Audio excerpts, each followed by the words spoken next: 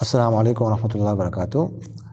ایک بھائی نے سوال کیا ہے کہ نماز میں فرض یا سنت نوافل میں درود کے بعد جو دعا پڑھتے ہیں تو جو پڑھی جاتی ہے رب اجعلنی وغیرہ، یا ربی انی ظلمت نفسی ظلما کثیرا وغیرہ ذالک کا کچھ دعائیں پڑھی جاتی اس کی جگہ پر ربنا آتنا فی الدنیا یا اللہم انی اسألک الہدی والتقی والعفاف والغنی کوئی اور دعا پڑھ سکتے ہیں کہ نہیں؟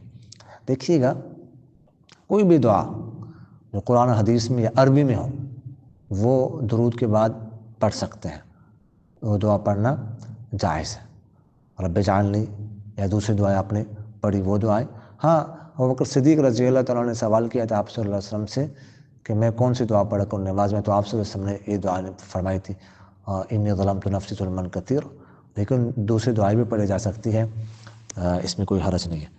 جزاکم اللہ خیر۔